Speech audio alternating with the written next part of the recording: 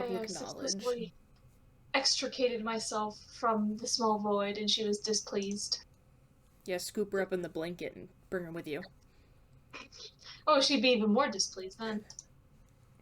Poor Bibi. Gave me the most wounded look, like, how dare you? Whenever you talk about your cats being all like, how dare, like, giving you looks, it makes me think of that tweet that's like, me gently nudging my cat out of the way with my foot so that I don't step on her. My cat, her eyes huge. You kick me?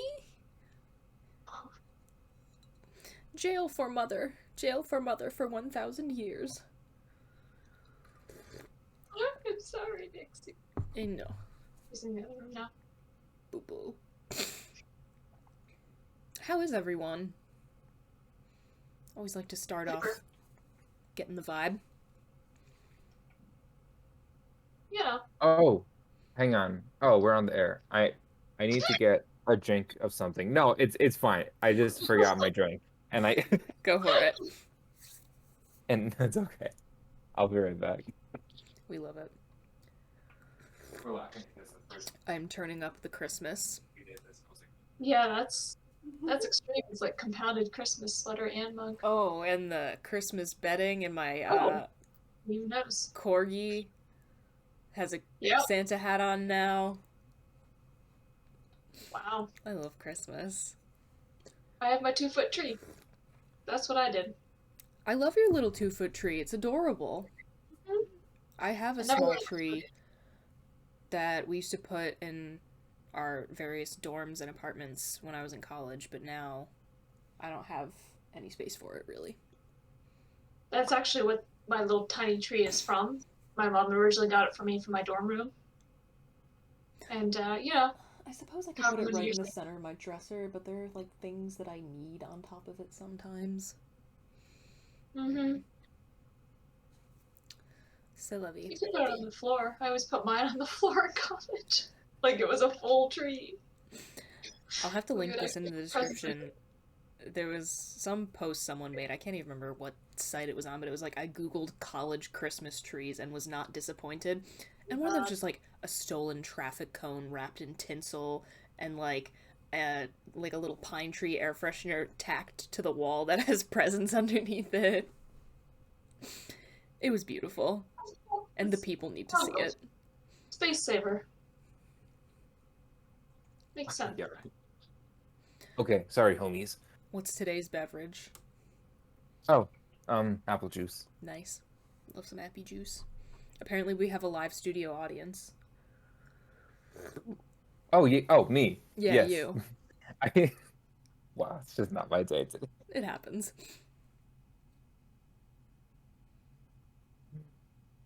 Yeah, except I've got the earbuds in. Oh so. yeah, no. Just figured I'd point that out. His friend is in the room. Fighting with Friends is recorded in front of a live studio audience. Wow, a first for us. So proud. Mm-hmm. Anyway, today we've got some stuff that we kind of came up with during our last Squid Game stream, which feels like quite a while ago now because we skipped 2. But also we don't have any patrons yet, so as far as the world at large knows, unless they were watching the stream live, we've never discussed this. What? Ah. So, first question. So subtitles versus language dubbing when you are watching movies or a TV show in another language. Which do we prefer? I have very hard feelings about this, and I feel like we're not really going to disagree. I have strong opinions. Yeah. But there are also exceptions to those opinions. Okay. Like, ones for me and also just in general. Would anyone like to start, or shall I? I feel like my opinion goes against what most people say. It's rather controversial. Because I I am mean- pro-dubbing. I was wrong. Tell us why. Yeah. I'd love to hear it. Well, I mean, my primary reasoning is just more practical than anything else, which is that I cannot physically sit and stare at a screen. I cannot stay still. It does not matter what it is. I will fidget. which is why I never just watch TV. I'm always like knitting or doing something like that with my hands, and so I'm not looking at the TV. So subtitles don't really work for me in that way. I like how we're talking about fidgeting as both of the backs of our chairs are just like I don't have a yeah. swivel chair, but if I did, I would be Yeah. rocking a little bit. Yeah. Well, and you It's- can't see like off screen too, like I'm fiddling with my hands and kicking my Yeah. foot and yeah. Yep.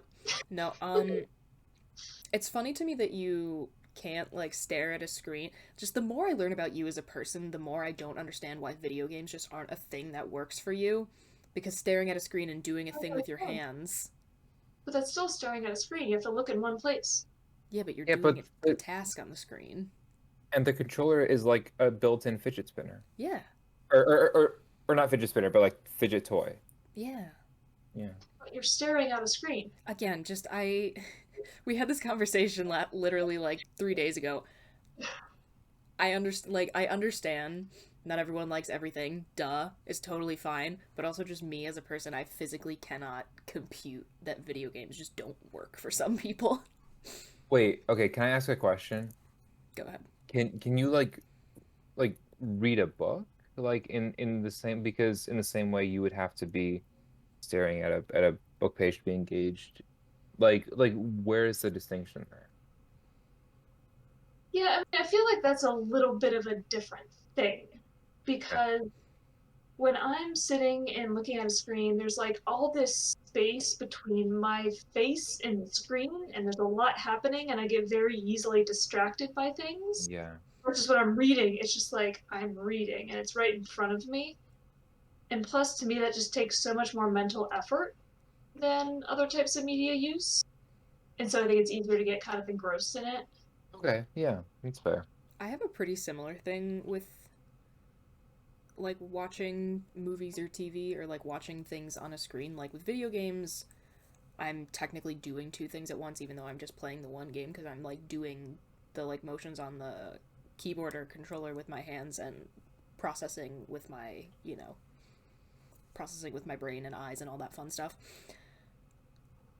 With shows where I'm kind of just like a show like Schitt's Creek or whatever, where it doesn't like, Schitt's Creek versus something like Squid Game that requires like rapt attention, try and like figure it out, pay attention to all these tiny little clues that they're hiding in. Whereas Schitt's Creek's kind of like, oh, it's fun, watch some, sitcom hijinks. Like Schitt's Creek is more of a thing where I feel like I need to be like I also need to be doing something.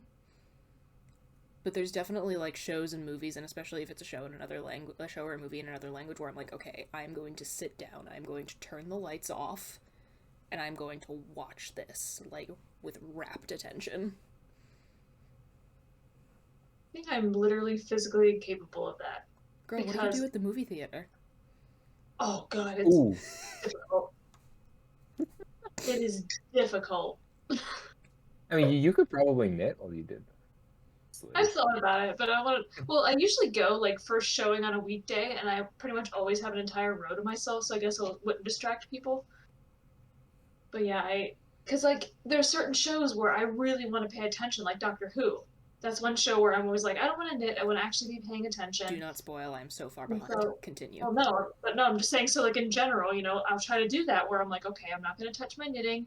I'm just going to look at the screen. I'll get myself a nice beverage, turn off the light, minimize distractions, and then it's 5 seconds later and I'm on my phone. I'm like, what? When did I pick this up? I don't even know how I did this. It does happen to the best of us. I can't. And I'm doing a stupid color by number on my phone, like, really important stuff. Yeah, I don't know. There's the same it's whole one of those things where like I get it. It's just not always the exact same for me. Does the same hold true when there's company? Yeah. Okay. Yep. I mean, yeah, Bridget was just here and I was knitting. Oh, yeah, no, she would know. And I'm also realizing that in the 2 years that we've been friends, we've never gone to see a movie because we've only been actual friends in pandemic times. Yep. Whack. Mm-hmm. Yeah, I do a little better at movies, and I'm not sure why, but it still is really challenging for me where I have to constantly be like, focus, focus, focus. I feel like, especially with going to the movies, like it's a, visually it's a kind of bigger, like just like a visually larger stimulus, I guess, because like, ooh, Yeah. lean back, take it all in. Mhm. And also, it's usually something like it's 99% of the time, unless you're going to like, a screening of like a classic movie, whatever. It's something that you haven't seen before, so you like have to devote more processing power to like brand new information. Yeah, well, I think it's largely the reduction in distractions too, because there's nothing there that you can do. Yeah, Like, even if I turn off all my lights at home and watch something that I've never seen before, I got, I have thousands of dollars of yarn in my home, and I have cats to pet, and I have, snacks that I can just go get, this is true. right? But in the theater, it's like, what are you gonna do? You watch. So it's a little easier. Yeah, I get that. I would say that in the case of subtitles versus dubbing, I lean more towards the subtitle side because I think you get a more exact translation than you do with dubbing.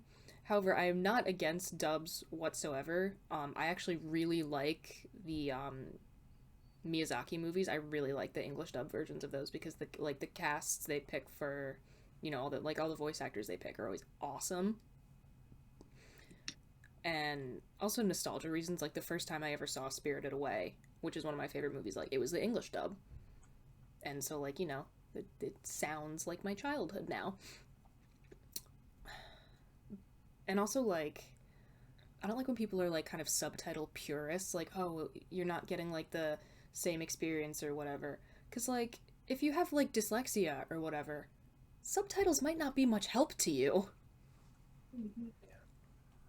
I think the reason I generally prefer them sort of has to do with my attention span. I know I will not follow what's going on if I'm not doing nothing else. Like it makes being on my phone or doing something else really hard. Yeah. Um, and so part of the reason why I like them is precisely because it keeps me off my phone and keeps me engaged. That actually Um, is I like am almost the exact same way. Like I find it much easier to just like turn off all the lights, sit down and like not move my eyes from the screen when I'm watching um anything that isn't in English that's subtitled, because then I have to do two things. I have to read and process that information, and I also have to take in the visuals and the sound. So I find I get less distracted when I'm watching a foreign movie with subtitles.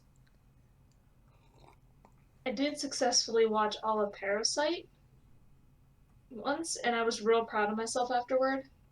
That I was like, I actually sat and watched the whole thing. That is awesome, but also like Paris, like there's a lot happen. There's a lot to unpack there. Yeah. But I was pretty proud of that. It was an accomplishment. Great movie. I was so proud of myself. Um, my mom and sister don't like watching things that are not in English. Don't really like subtitled movies all that much. So 99% of the time, when I want to share with people in my family a subtitled movie that I really love, I have to trick them. Like once I did. Well, actually, the first time I just assumed that everyone else knew the movie was in Swedish because it was based on a book by a Swedish author. And we were sitting in this little cute independent theater. Zach, you know the Spectrum. oh yes. We were sitting in this cute little independent theater that shows a lot of like, doesn't show a lot of like big blockbusters. They show kind of indie stuff. And a trailer for a movie in Spanish comes on, and my sister leans over to my mom and goes, God, can you imagine having to read for an entire movie? And I'm just like, what? And then the movie starts and the subtitles come on and I just hear shit. But since then I have tricked my mom into seeing two foreign films because I was like, oh, I think the director is from wherever, but I'm pretty sure it's in English. It wasn't in English, and I knew that. I knew full well. But one time I finally got them. I was like, this is a foreign movie. You are going to have to read, but it is so worth watching. I got my mom and my sister to watch Parasite with me, and they both loved it. They both thought it was so good. I was like, yes! And I think if I really tried, I could weaponize my sister's love of horror films to try and get her into like Korean horror films, like Train to Busan. That's straight up not just an excellent Korean horror movie, it's an excellent horror movie. Do they not like read it all for fun? My sister, no. My mom, she said she liked to read a lot when she was younger, but now she just like finds it hard to keep her momentum, especially when like, she gets tired like quite easily. But yeah, but like my sister is like almost like proud of the fact that she like doesn't read, and I'm like, girl. So she's illiterate, possessing the ability to read but choosing not to. Kind of. I mean, she also has expressed frustration with the fact that she is a slow reader. So unless the story like really, really It's hits really the ground gripping. running, Yeah. she can find it hard to stick with books. So I don't want to be like a total jerk, but also like, read. Yeah. Books are good. Books are very good. I have a huge shelf of books here that you can't see, but it is there. And it's so full of books that I have giant stacks of books on the top of it. Yeah, I got random stacks of books on my desk and on my nightstands in my bedroom, and I ran out of them. Yep, got my stack of books on my nightstand there. I am endeavoring to actually read A Christmas Carol this December. Makes me feel I feel very cultured. Reading Dickens. Look at me go. Anyway, Zach, you said you were pretty much on team subtitle. Yes. I fully understand that there are like practical reasons why you might have to watch something dubbed. I get it. And honestly, oftentimes foreign films are so good it would be better to watch it dubbed than to not watch it at all. Yeah. But in general, if I have the time, well, the other thing is watching something dubbed, it bothers me when like the words don't match the mouth. I have a much easier time watching like the Studio Ghibli English dubs. Yeah. Cuz like the animation is like, I remember I watched Coco, the Pixar movie. I watched Coco in Spanish because I was like it was a little challenge for myself. I was like, oh, I'm like, I'm like high level intermediate Spanish. I want to like take a story that I'm, familiar with and see what I actually get out of it while I'm watching it in Spanish. And the fact that the animation now is so detailed where you can like see like the shape of the word that they are supposed to be saying in English over a Spanish word that does not fit up with like match up with the movement of the character's face whatsoever drove me insane. It doesn't matter if you're not looking at the screen. Okay, don't. Okay, well. The first time, it's so funny. The first time I ever watched something dubbed was an accident. I thought it was in English. I genuinely did not know it was like a foreign show. It was Fauda, which is like or Fauda or Fauda. I'm not probably saying it right, but the original language is in Hebrew. And I did not know that. And I guess that my Netflix had like had all the shows dubbed just by default. And for the first couple episodes, I was like, this is not right. Like, there's something off about this. And that was when I realized, oh, it's supposed to be in Hebrew, not in English. And once it switched, then everything was just like smooth sailing. Yeah, that is one thing that bugs me like me personally about dubs. It's when I can see that they're saying, like, I could see what they would be saying. It just irks me. And then the thing with that is now I'm going to be staring at the TV, but not because I'm engaged in a really good way, but just because I can't stop looking at how the words don't match up to what they're saying. And it's like, okay, if I'm going to be this engaged, I'd rather it be like subtitle. Yeah, but again, usually prefer subtitles. Miyazaki movies are generally my big exception. Yeah, the not matching doesn't bother me because, again, I don't look at the screen, but it can definitely be really Yeah. bad, like just in terms of the voice acting sometimes, which can really ruin it. Because I've definitely, especially some of the shows on Netflix, Oh my some of god. the dubbing is just appalling. Where it's like, did you actually hire voice actors, or did you just grab random people from behind the scenes and say, read this page? There was Yeah. this Or they video, and I'm gonna or link they this in the overact. description as well, because this has to do with a terrible job of dubbing something. There's this video that made its way around our friend group in like freshman year of high school, and it's called Best Dub Evar, EVAR, and it's just this god awful dubbed version of some anime. I'm not even sure what anime it was, but it was so bad. It was like they hired like 8th grade drama students. Mhm. And I will link it in the description. It is so funny just how horrendously bad the job they did with dubbing this anime. Yeah, it seems like, I mean, a lot of the time it's fine, but either the people are just underacting to the point where they're just reading words, or they're like really overacting to a point where it's really annoying. Mm-hmm. Like, I can't think of the character's name on Squid Game. The oh my gosh, why can't I think of her name? The older female character. Oh, Minyo. Oh, yeah. Thank you. Um, like whoever, and I feel bad saying this, but whoever did her voice acting for the dubbing, it was just really extreme and irritating.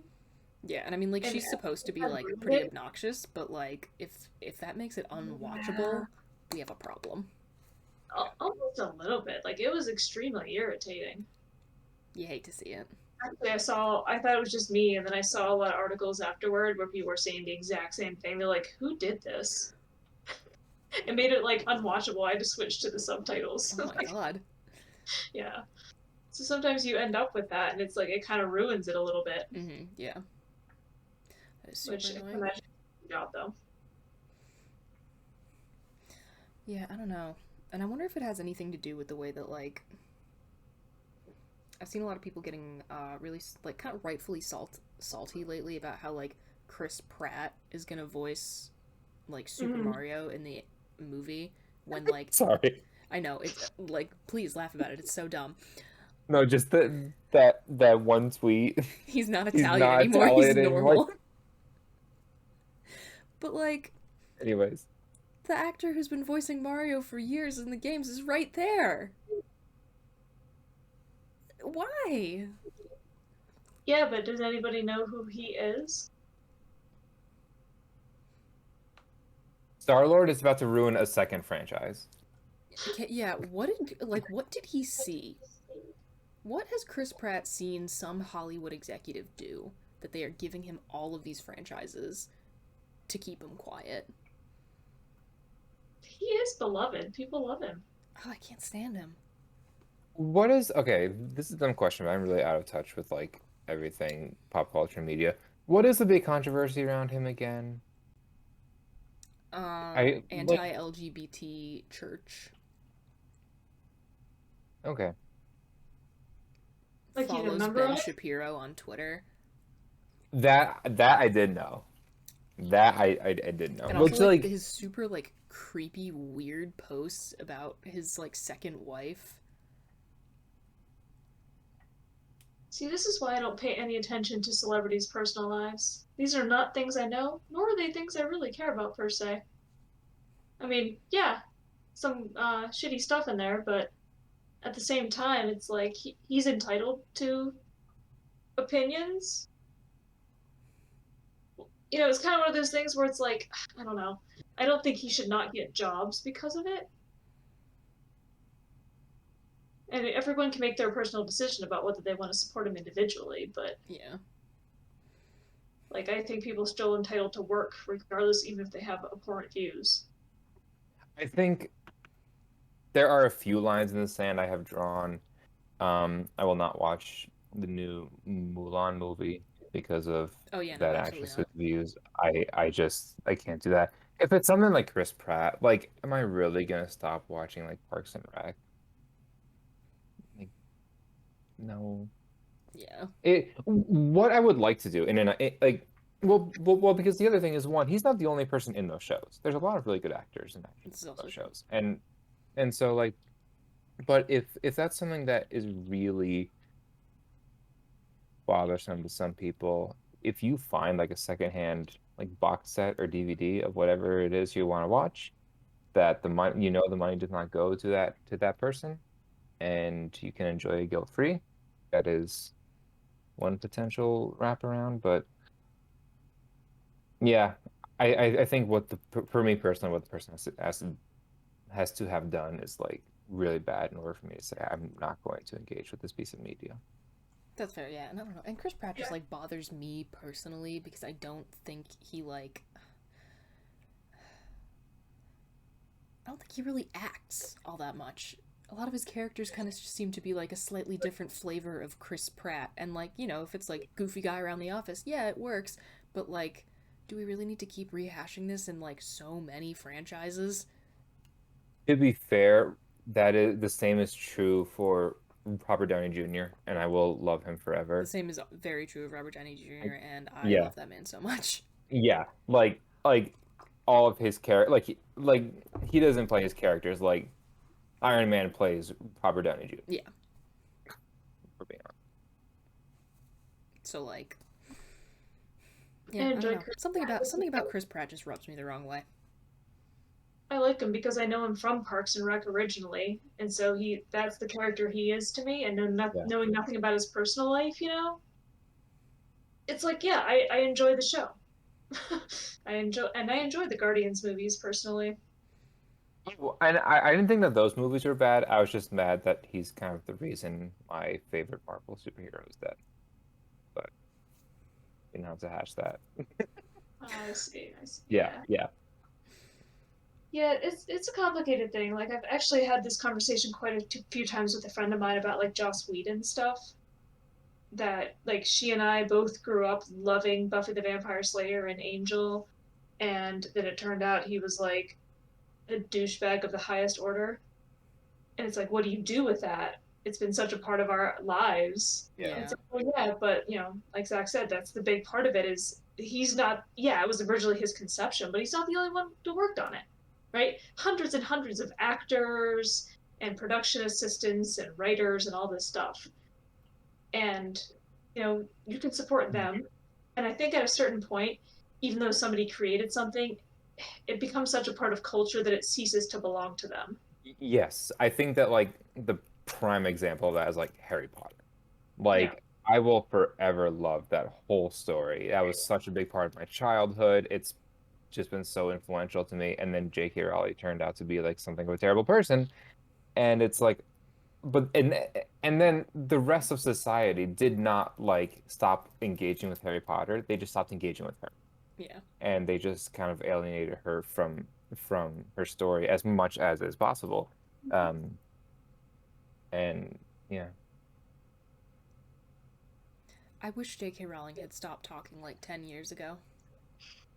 I had so much I really admired her. She was all like Trump is Same. terrible, and I was like, yeah, he is, and like you're so cool. And then And then. and then she tweeted. I was like, And then she tweeted more. mhm. Well, that's the thing is that if somebody says something and then they're just like, "Oh, I didn't realize this," and whatever, like sure, like we can be forgiving, but she doubled down on it. That was the Yeah. thing. Like, when And people then were she like, wrote a book hey, about it. that's the thing. When people were like, Yeah. hey, like, think you might be misinformed here. Like, here's some resources Yep. you could check out. And then she was like, oh, no, I'm not. I was like, oh, Jesus. And then she's like, "In fact, I'm so not wrong. I'm gonna write a whole novel about how I'm not wrong." It's like, but does that mean that I'm not gonna watch the 20th anniversary Harry Potter movie? Absolutely not. I'm definitely watching that the day it comes out. Like, I'm so excited. It's not hers anymore. Hmm? It's not hers anymore. No, it's not. It's not. Also, quick, And another quick tangent. sorry, I'm just on a tangent, but like she had such a cool story too. I Her know. story was incredible. Oh my Literally God. dirt poor, almost lost her kid. Like all that's true. Like her story is not like a Jeff Bezos, Bill Gates, where it's like, oh, they came from nothing. Like n they obviously didn't. She really did. Yeah. The first person to ever become a billionaire from writing books. like such an like That's such impressive. an inspiring story. A- Anyways, that is Yeah. my my tangent. Yeah, no, I get that. I have such complicated feelings about Harry Potter now. Yeah. And just the nostalgia that I get from watching the first movie. Oh my god. Incomparable. Hot take that the first Harry Potter movie should be a Christmas movie. It It has that is. vibe. It really does. It really does have that vibe. Like it definitely counts. Also, Red Hot Take, the first Harry Potter movie is the best Harry Potter movie. Interesting. That that ooh, future episodes we should rank Harry Potter Heck yeah, we can totally movies. do that. It's been a while for some of them. I haven't seen any in forever, but I just love Yeah, it's them been a so red much. hot minute for me as well. Um, I was actually thinking that would be a good, not that, an idea I have in my head that I haven't said out loud yet, would be a good thought for a closer to Christmas episode, picking a few movies that may or may not be Christmas movies and then arguing about whether they are. Die Hard. ooh, hell yeah. Yeah. I'll have to look at the. I gotta look at the schedule and see which episode is gonna be releasing closest to Christmas. Because we can totally make, like, an extra long Christmas special where we, like, talk about a bunch of, like, vaguely holiday related things. That'll be so fun. Like Die Hard, that's the big one. People always argue. Mhm. I like to argue about Love Actually, and everyone disagrees with me on that one. So I'm very excited to hear your reasons. We will. So there you go. There's a fun little taste of things to come, friends. here's my reason. It just feels like it. It isn't. Okay, but yeah, the thing I was saying, the thing that got us here was that, like, how, like, actual, like, voice actors are kind of picked over in favor of, like, big names.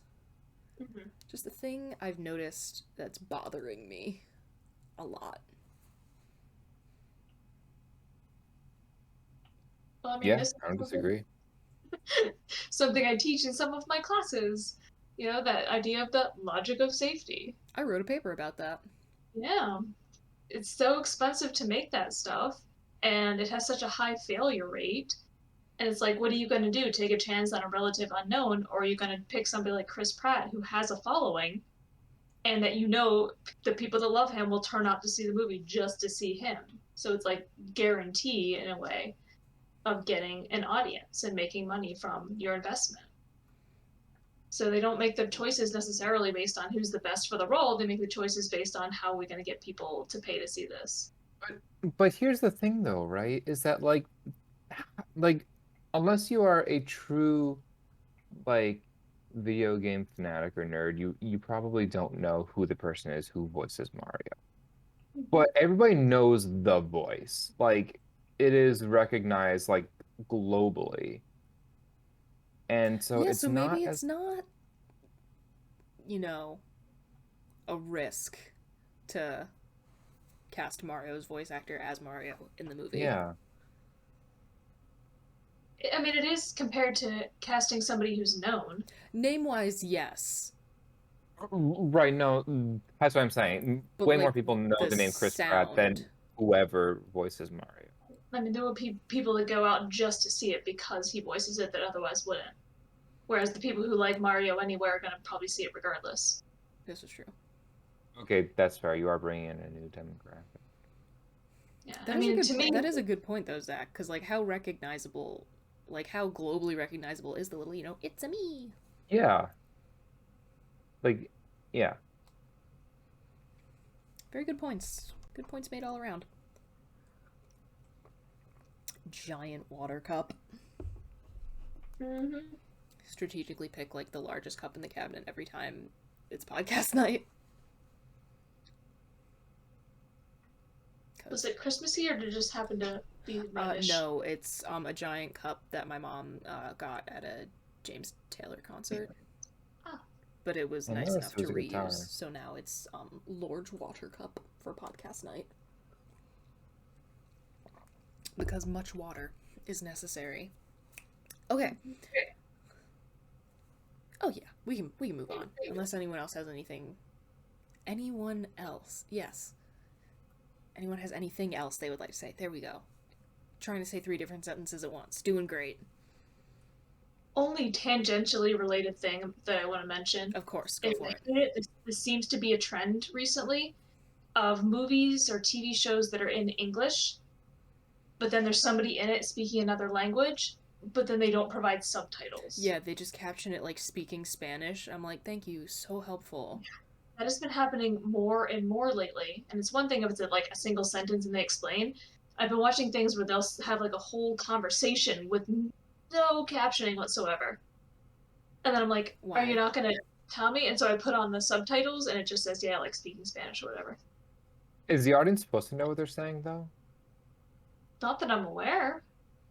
Because that would be the flip side, right? If you are trying to convey to your viewer that, hey, something important's happening and I'm not yet telling you what it is, you might be Oh, able to jump around actually, that way. cool thing. In Midsummer, they purposely subtitled as little of the Swedish as possible to like make the viewer feel as alienated as the characters were. So that's a cool thing. And also, just speaking of movies that have intended for an English language audience that have dialogue in other languages that isn't subtitled. Isle of Dogs just did such an incredible job of like not needing subtitles but having characters have full like 5-minute conversations in Japanese and have you still get every single point that you need to know from the scene. Just beautiful. Mm-hmm. Huge fan of the screenwriting there. Mm-hmm. Anyway, would we like to move on, friends? Okay, so the next thing, which we also talked about on the last stream, is it better to watch a show week to week or to binge an entire season in one sitting? And I have strong feelings about both positive and negative. Yeah, I'd agree with that. Would anyone like to start?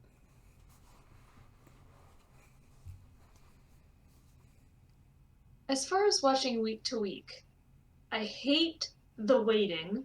I do hate the waiting. And sometimes I legitimately have trouble remembering the previous week. And so my general preference is to do the binge watching. Like if they release a show week to week, I'll wait for the whole season and then just binge it. I love a good binge watch. Because then I don't have to wait, and then it's like I don't have to remember things because I'm just watching it all in a row. All at once. But the downside of that is you binge watch an entire season in a day and then you wait like a year for any more of it.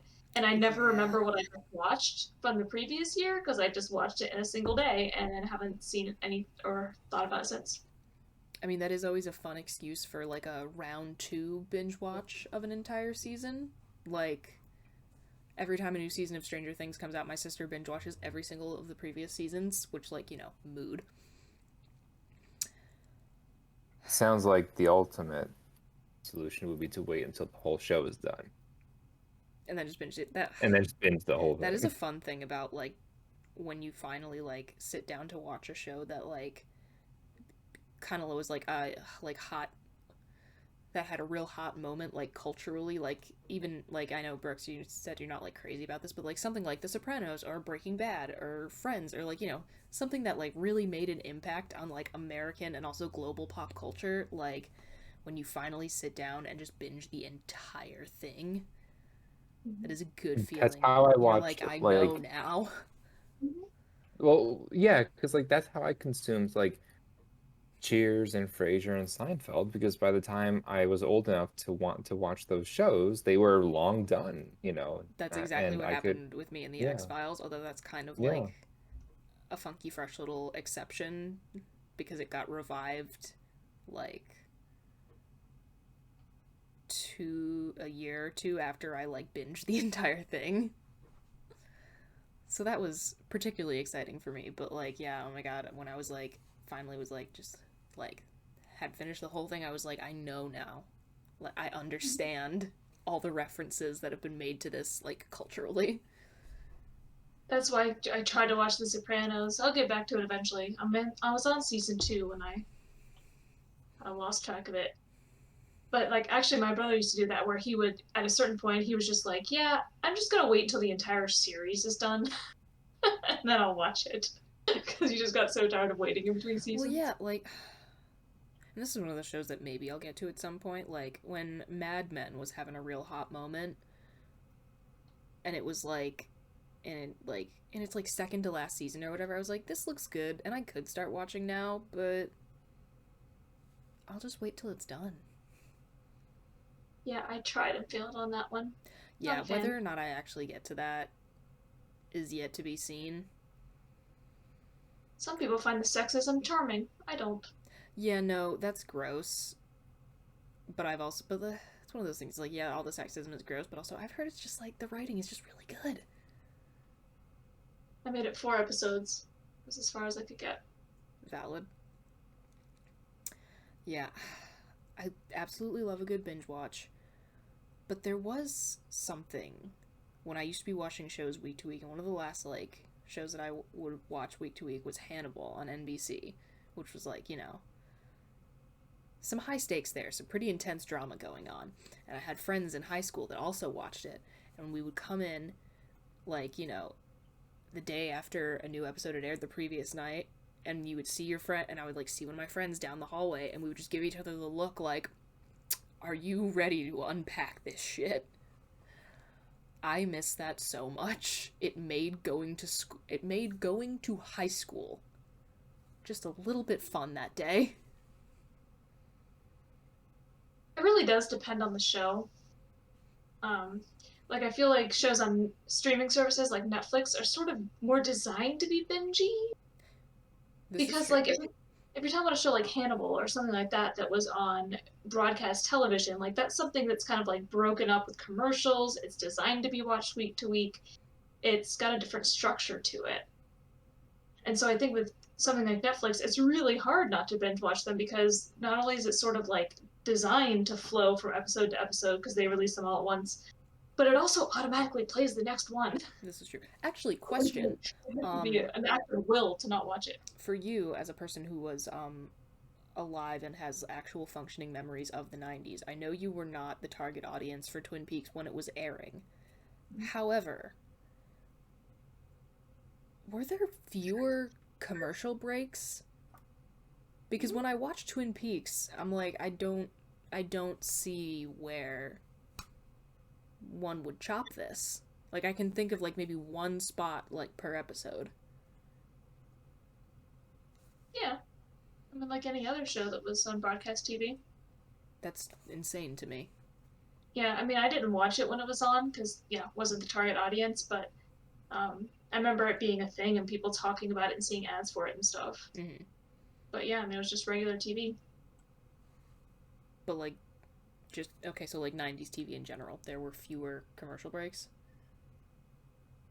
Would you say? Slightly, yeah. I mean, the average amount of time per hour spent on ads has increased since then. I mean, think about YouTube.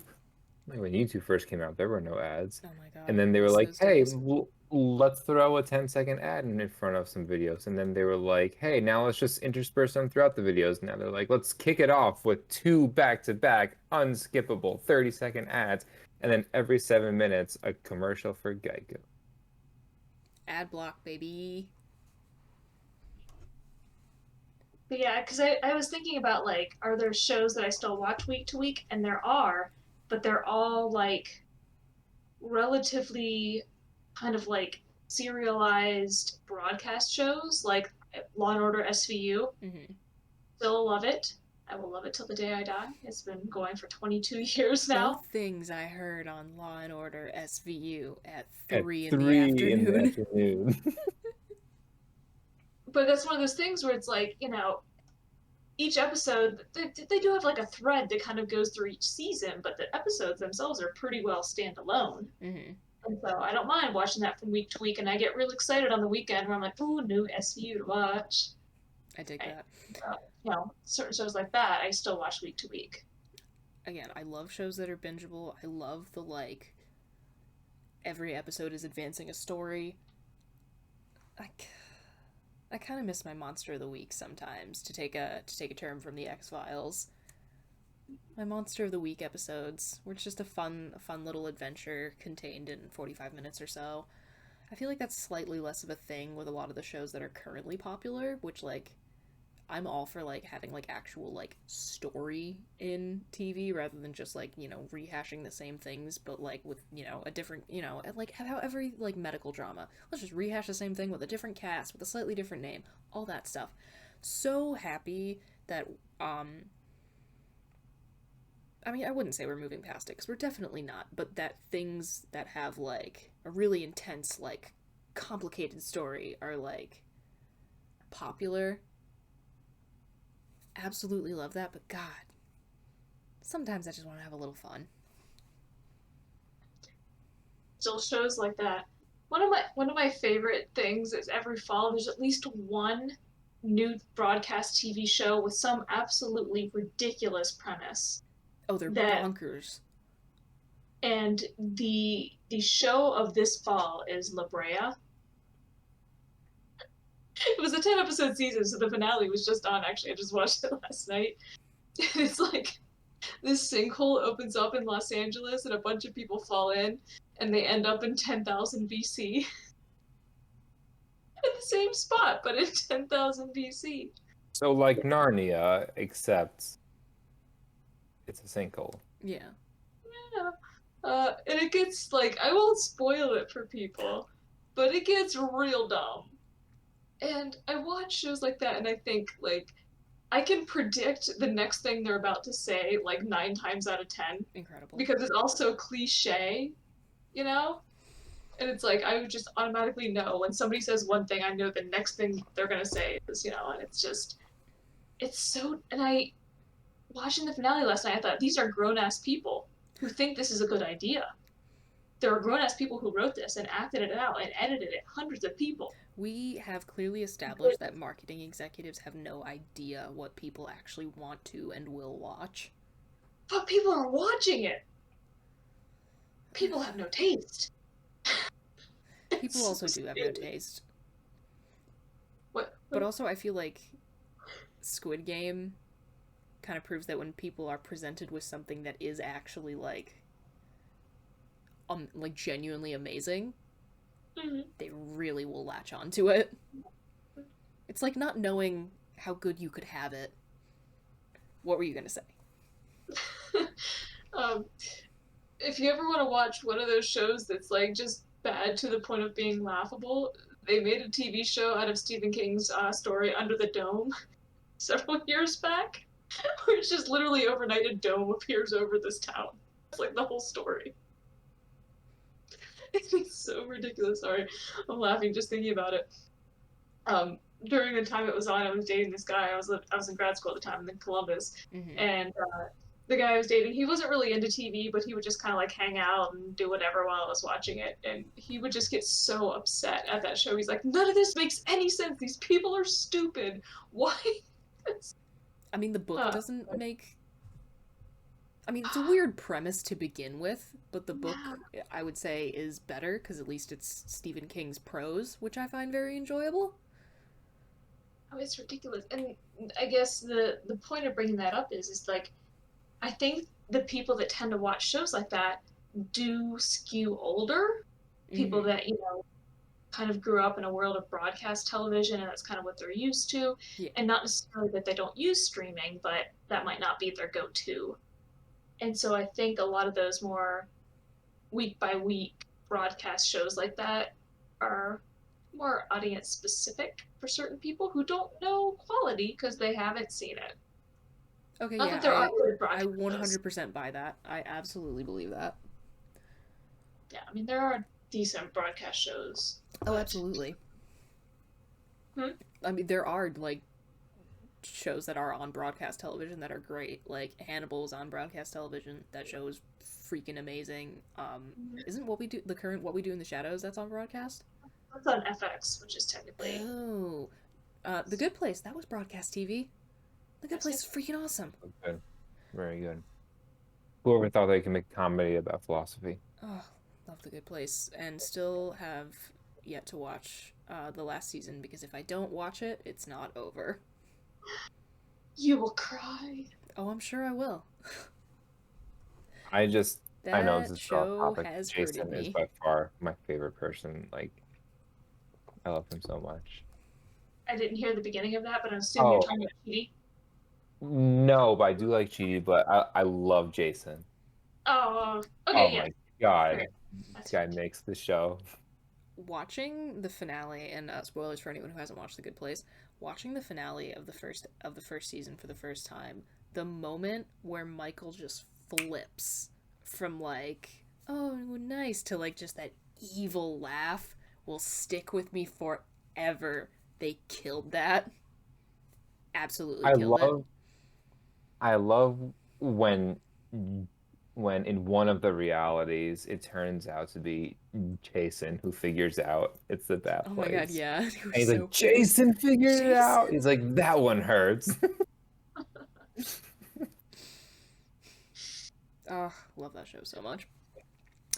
I think that might be the last show that I ever like watched week to week. Yeah, I unfortunately, sort of as part of my job, keep up on a lot of media. And so I'm constantly watching like a little bit here and there of whatever's on streaming services, but also broadcasts and, network TV and all that sort of stuff. So I Mm-hmm. unfortunately watch a lot of that stuff. I watch multiple medical dramas.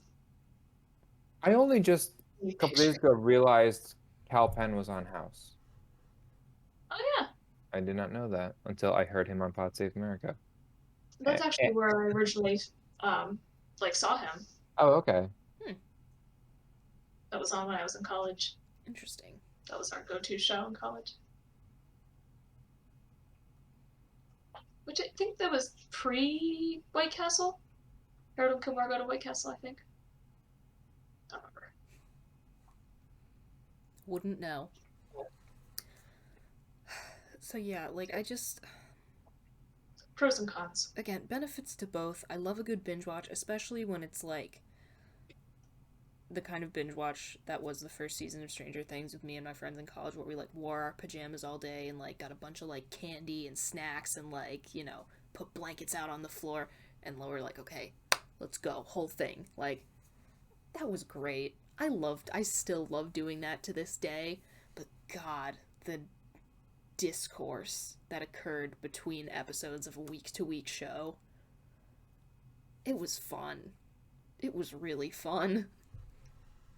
We tried to do a solid binge watching day. It didn't work. I know. We did a really bad job of that. We didn't plan very well. We didn't set a strong enough intention that day. Yeah. And that stupid thing is like, oh yeah, we're gonna binge watch the entire season of Great British Baking Show, and then cut to me on the Wikipedia page trying to remember which hosts were on which years, and then reading the winners. Oops. So I know who wins, and we were only on like episode 3. I physically threw my phone from me. And you said it with just such, you were like, oh no, just with such emotion that I was like, actual bad news, like someone just died. It was very distraught.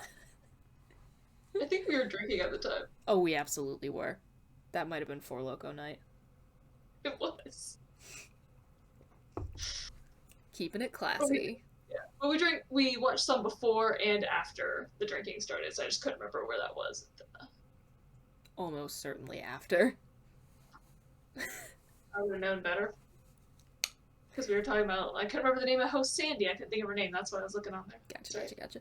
Yeah,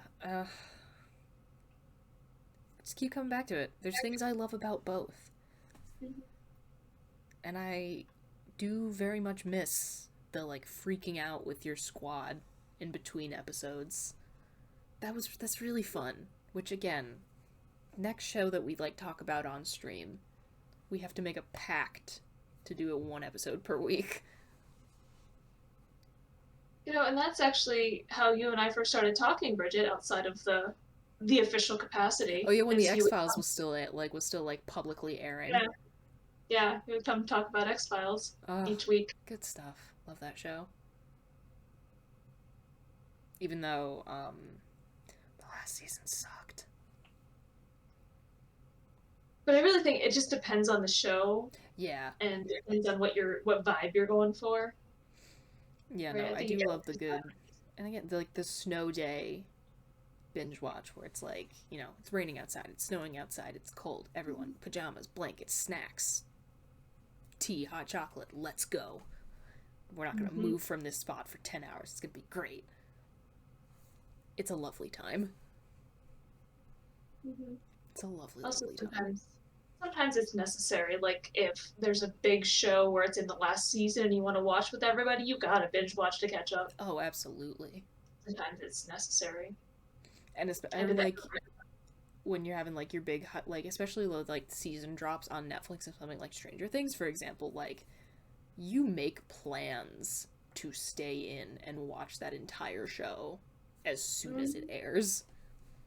I had a similar thing where I was like, okay, the show is still on. I'm gonna binge it and catch up with like the rest of the world, and it was House of Cards, and I was like, all right, Oh my god, I'm wait, yeah, you mentioned this. let's go, let's do this, and then I'm almost done with season 5 or whatever, or well, I don't even remember the timeline, but then Kevin Spacey's whole thing breaks, and then season 6 is downright awful, and I was like, don't get me wrong, I'm still glad I watched it. It's one of my favorite shows, but also I like rushed through it. Tragic. So yeah. Yeah. Sure lost too. That's another There one of was those no shows where it's like it was everyone absolutely loved it until the last season, and I'm just like, I don't think I can do that. I don't think I'm gonna get myself attached to characters for however many seasons when I know the ending's gonna suck. yeah. Designated Survivor had similar vibes, although no, Designated Survivor was kind of like in reverse, where the first season was good, and then the next two were just like pretty lukewarm. Yeah, that's one of the reasons that I'm never gonna watch Game of Thrones. Also, Designated Survivor is where I first saw Cal-Pen. Wow. Like I don't care how good Game of Thrones is, knowing that the ending was that bad. I think people exaggerate. I, I have I'm not just not yet gonna do seen it. it, but I still plan on watching it. The final season was rushed for sure. Like they definitely should have had more episodes because otherwise it just seemed like they were trying to cram too much in, which made it seem a little like it doesn't really flow well or make sense. But uh, the way I describe it is the end wasn't necessarily satisfying, but it was logical and it made sense. So take that for what you will. I get that, but also that many seasons and not have a satisfying ending? No, thank you. There's short seasons, baby seasons. I also just didn't love the books all that much. I tried reading some of them, and I just didn't vibe with it for whatever reason. Incredibly impressed with it as an exercise in like world building, He like loves his goddamn, but not for moi. Okay, so this is the next question I have, unless we have anything more to say about TV in general, honestly, at this point. Um, Next thing I have. Did you add this like right before we started? Yes, I did. I was gonna say because I was looking at the document like 10, 15 minutes I swear before we started, and then I sat down. I was like, wait a minute, because I came up with it and I was like, ooh, this is good. my mind. How do we feel about movies releasing simultaneously in theaters and on streaming services like on the same day? Convenient. You're right, and I think it's great for accessibility. However, I personally I don't want to see like the death of the movie theater as an industry. That's gonna make me so sad. I don't want it. I love going to the movies. Well, I mean, if it happens, I don't think it's the simultaneous release that's doing it. I mean, they've been on that decline for quite a while. I know they have, and I hate it so much. I love going to the movies. Yeah, I definitely do too. But the thing I like about the simultaneous release is that there are certain movies that are just going to be better in a theater, and I don't care if they're being released on streaming. I'm going to go to the theater regardless. Dune. But then there are other movies where it's like, I would like to see that, but it's not worth going to a theater for. And then I get to just sit and watch it. And it's delightful. Okay, yeah, point taken. And again, from an accessibility standpoint, freaking awesome. I just love going to the movies so much. I think It's what's so going to be fun. interesting is to see if we end up in something resembling a post-pandemic world, if they'll keep doing this or if they'll shift back to the old model. I mean, because the point was, people can't go to the Mm. theaters. I mean, I have a feeling it's going to stay like that, but it's possible that they might shift back to the older model because it did make them more money. Yeah, but I don't Yeah. think there's any way that the big streaming giants are going to give up that Yeah, massive source actually, when of you put it like revenue that. easily. Not without a fight, at least. Yeah.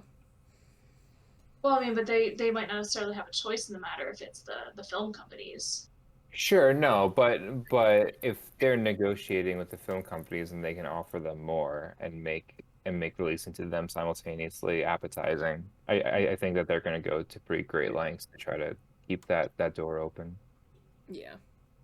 Although I wonder if they are making a decent amount of money from showing in theaters, if they're going to try to balance that though. Like they are afraid of theaters dying, and so do they need to shift back? I don't actually know how much money they make from No idea. Yeah, I showings honestly in have no theaters. idea.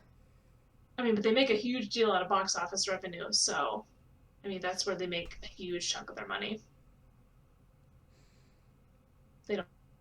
God, seeing Dune in Dune in theaters. God, it was so good. God, I loved it. Giant screen. Everything so big. Everything so loud. It was lovely. Brooks, my dear, I think you're frozen there.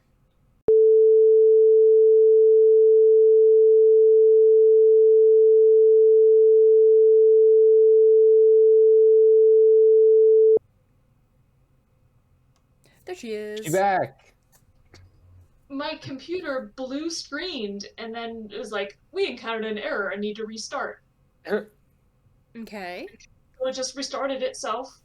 That was concerning. Cool. The use of the sad face emoticon did not help. It just had a big sad face on it. Okay. What were you saying? I believe you got interrupted, or someone did. Probably. Because I looked over and I saw the blue screen and said, "Oh," but I was in mid sentence when I said that, but I don't remember I what I feel was saying. like we were talking about how we didn't know what portion of revenue for film companies came from streaming services and cinema, Oh yeah, and then I said Dune was or something fucking like awesome that. in Yes, and they cinema. talked about Dune. Love Dune. Oh, I remember. Yes. I was saying comparatively, they don't make as much money from selling like copies of the movies after the fact. Mm-hmm. That was what I was in the middle of saying when it blue screened me. Oh, Brooks, we were talking about this over the weekend. Like, as Zach, this is probably gonna be a thing you remember as well. You remember, um, Zach and I, we would have been kids. Brooks, you would have been in what, like, grad school or something? I'm gonna need more info. But like back before movies like released on like DVD as quickly as they do now. Like Zach, do you remember being a kid and going to see a movie in a theater and loving it, and then you would be so pissed because you knew it was going to be like a year before you got to see it again? Yeah. I would be so salty whenever I was a little kid and when I saw a movie in a theater that I loved. I would just be sitting in the car like, I'm not gonna see that for ages. Especially as a kid, a year is a lifetime. A year is a lifetime. I think one of the most, I know this is somewhat off topic, but one of the most nostalgic just sounds for me is that one guy who would just be like, coming soon to Coming soon own to on own on video and DVD and DVD. oh my god. All the like 90s Disney I miss cartoons. VHS tapes. Yeah, bring them back. I feel like I miss chewing on okay, boxes of VHS we tapes. we did vinyl. Now let's do VHS tapes. Bring back VHS tapes. I love my chunky VHS tapes so much. And just So that satisfying sound when it like clicks into the Oh, thing. yeah. we I used to use the absolutely line hate in the home video. when, like, Mm. someone who's 25 tries to explain to me what a VHS tape is. I'm like, yeah, I know. It has happened. God, I hate 25-year-olds. Got a VCR in the basement and a bunch of old VHS tapes. I mean, to me, that was something, that was.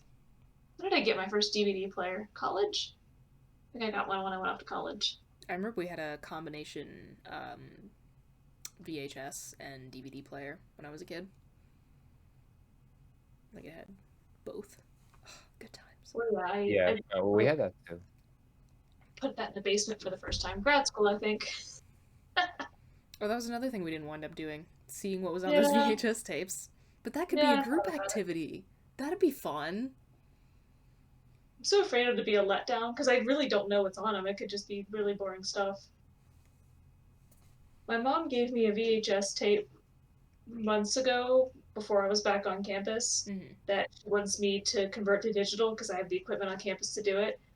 And it's a special that she taped after September 11th, like a benefit concert, I think it is. Okay. So that would be fun to see. I mean, that's only 20 years ago, which to me isn't super long seeming at the moment. But it's gonna have the ads and stuff, so that is gonna be a good time. Ooh, that will be really interesting. Yeah, I mean, I don't remember that concert at all, but she taped it. So I was a freshman in high school at the time. So And I have never consciously known a pre 9/11 world. I remember that day very vividly. Patriot Act, baby. What? Patriot Act, baby. Oh, I couldn't understand what you said. This week's episode on Gen Z elders. No conscious memories of I'm an elder world millennial. before airport security. I'm a millennial too. I snuck in by like 4 months. Yeah. I'm an elder millennial, so I'm on the cusp between that and Gen X. Elder Gen Z. 1998, y'all. Weird place to be. Weird place to be. But yeah, it's Yeah, I feel like I the can't ads imagine. on that are going to be a treasure trove. Yeah, I can't imagine what fun things like even if whatever shows they might have taped on those tapes are not interesting, the commercials are just gonna be fun. I follow this subreddit and it's all pictures, none of it's video. Well, actually, some of it might be, but it's all just like vintage advertising, and a lot of it's like old advertising from magazines. It's nuts to me how like the old like full page ads for just like pretty much anything. Like there used to be so much text on them. Like there was so much and like I feel like advertising, like visual advertising, like print has shifted more towards like, ooh, just a quick like punchy image that'll just stick in your mind. Nothing complicated. There was so much writing on everything. I kind of love it. The creative revolution in advertising started in the 1960s. Before that, it was all we're going to convince people with logic and information. Yeah, no, and like it's all like, oh, like for like all the like old like, like as for like any kind of like food or drink from like the 50s or whatever, it's all just like everyone agrees that like this brand of coffee is the best, like stuff like that. Like I just think it's so charming, like that there's like just so much that there's so much text on all the old ads and stuff like that. Yeah, if you look at the earliest advertisements for the Volkswagen Beetle, those are some of the ads that actually started to shift the way advertising was done. And everyone was like, these aren't going to work. Because like they had one that just had a picture of the car and said lemon underneath. It was like, people were like, there's no way that's going to work. And of course, everybody loved the Volkswagen Beetle. I love the Volkswagen Beetle. The, that's such a cute car. What was the car that they poured all that advertising money into and it failed? Was that the Studebaker? Or there was a car, I remember I was in high school. It was like a perfect example of how like advertising can't, like really good advertising can't sell a bad product. But they basically poured all this money into this particular. I think it was the Studebaker. Um, they had like you know state of the art campaign ads for the time for this car, and it just tanked. Interesting. I'm really curious, and I feel like I'm about to get fact checked My favorite as car, I see the light. just like completely tangential. My favorite car Oh, is but I'm really curious. it's a Soviet monstrosity, is what it is. It's the Lada, Lada. Don't even think the year matters. They have never changed. And apparently they were awful, but just so much personality in that design. Love them. They're just such funky little boys.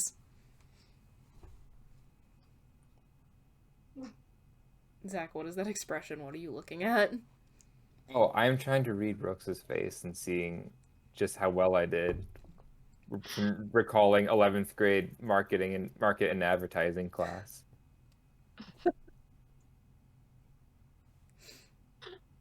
Because the only other thing I remember about the Studebaker is that it was the first car that Jimmy Carter owned.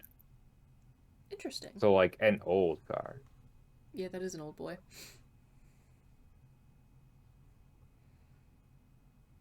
Well, we started with TV and we got to cars. I think we did good. Yeah. I think we did good, Media. folks. Advertising. Yeah, there we go. Yeah. Would we like to rank the states of New England, or would we like to save that for another episode? Because we have been going for over an hour. I wouldn't mind saving that. Yes, I was also going to say save, but then you spoiled it. Now people know we're going to do that. Well, now they have a reason to come back. Fun taste of There things you to go. come. We're going to tell you how the states of New England stack up, according to us. The experts. The experts. Sure. That'll be I've great. driven through most of them. I've been to or driven through most of them, so I As of this past spring, I've been to all of them. I don't think I'd been to Maine prior to then, but Oh, actually, yeah, I think I have been to all of them. Okay, so maybe I'm not as unqualified as I initially thought I was. I actually probably technically been to all of them too. I'd have to look to remind myself. Well, then there we go. Maybe we do actually, maybe our opinions do hold just a teensy bit of weight. Although, hot take, Vermont and New Hampshire, interchangeable. See, Interesting. here's the thing. We're saving this. We are saving this. Yeah, I know. We can't jump into it, but like Throw it in a bomb. Grenade, don't run. Now you have to come back next week. Find out what these hot takes are. All right. We'll see y'all again next Friday. Adios, everybody. Bye. This week's episode of the Fighting with Friends podcast was hosted by Bridget Kelly, Zach Calderon, and Dr. Sarah Brooks. You can find other episodes of the podcast on YouTube, iTunes, Spotify, or your other favorite listening platform. Follow us on Twitter at BridgetKelly98, at Zach Calderon, and at AnnSarahSaid. Rate and review us on your podcatcher of choice. Like, comment, and subscribe to us on YouTube. Follow us on Twitch, and join our Discord community using the links in the description. You can also help support us via the Acast supporter feature or consider donating to our Patreon. Thanks for listening.